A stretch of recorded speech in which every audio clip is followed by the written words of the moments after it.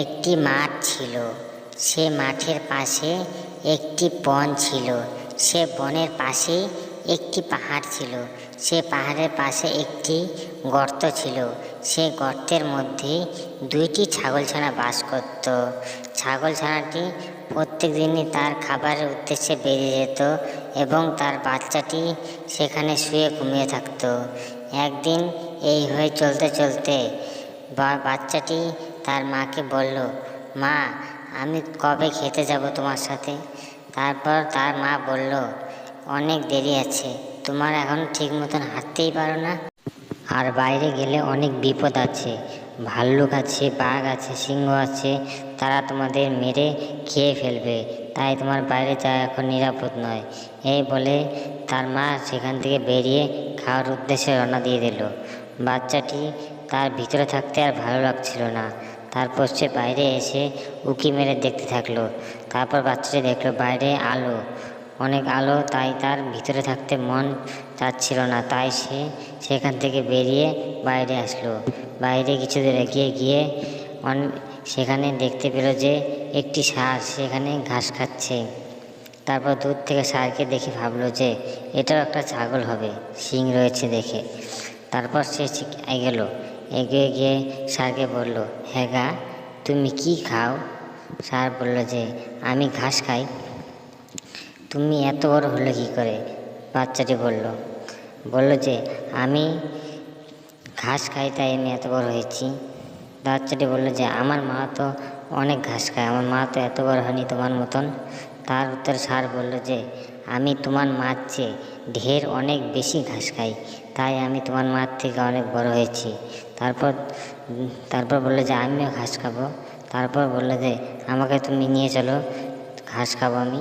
তারপর ষাঁড় তাকে বাচ্চাটিকে নিয়ে গেল একটি বনের মধ্যে। সেখানে কচি কচি ঘাস ছিল। সে কচি কচি ঘাস দেখে বাচ্চাটি পাগল হয়ে গেল। তারপর তারা দুজনে মিলে সেখানে ঘাস খেলো। ঘাস খাওয়ার পর সন্ধ্যা নেমে আসলো। নেমে আসার পরে ষাঁড় বলল যে চলো, এখন এই জঙ্গলে আর থাকা যাবে না, এই জঙ্গলে রাত্রিবেলা জন্তু জানোয়ারের আক্রমণ হতে পারে, তাই তুমি চলো এখন। এদিকে বাচ্চাটি মনের সুখে আনন্দে ঘাস খাওয়ার পর পেট একদম ভরে ফুল হয়ে গেছে, তাই সে সেখান থেকে নড়তে পারছে না। ষাঁড় বলল যে চলো এখন। বাচ্চাটি বলল আমি যেতে পারবো না, আমি অনেক ঢের ঘাস খেয়েছি, তাই আমার চলার ক্ষমতা নেই, আমি এখানেই থাকবো। ষাঁড় বলল যে তোমার এখানে থাকা ভালো হবে না, কারণ এখানে বন জন্তুর আক্রমণ হতে পারে তোমার উপরে। ছাগলের বাচ্চা বলল আমি যেতে পারবো না তো, তাই আমার নিয়ে তোমার চিন্তার কোনো কারণ নেই, আমি সেইখানে থাকবো। তারপর ষাঁড় সেখান থেকে চলে যাওয়ার পর ছাগলছানা কিছুদূর আগানি পরে একটি গর্ত পেল। সেই গর্তটিতে শিয়ালের গর্তের মধ্যে সে ঢুকে সেখানে ঘুমাচ্ছিল। তারপর বাঘের বাড়ি ছিল শিয়ালের নিমন্ত্রণ খেয়ে রাত্রিবেলা বাড়ি আসার পর গর্তের সামনে এসে শুনতে পাচ্ছিল তার গর্তের থেকে একটি আওয়াজ আসছে। সেই আওয়াজটা শুনে শিয়াল ভয় পেয়ে গেছিল। অনেকক্ষণ দাঁড়িয়ে থাকার পর তারপর জিজ্ঞাসা করলো যে কে আমার গর্তের মধ্যে? তারপর শিয়াল জাগ না পেয়ে দেখলো যে নিশ্চয়ই কে এসেছে। তারপর বলল যে সিংহের মামা আমি, নরহরি দাস, 50টা বাঘের মনে একে গ্রাস। এই কথা শুনে শিয়াল তো ছুটে পালাতে সে বাঘের কাছে গেল। তারপর বাঘ বলল যে এই যে ভাগ্নে, তুমি এখনই গেলে, এখনই চলে আসলে। তারপর শিয়াল বলল যে আমার গর্তের মধ্যে একটি নরহরি দাস ঢুকেছে, সেই নরহরি দাস 50টা বাঘ এক গ্রাস তার।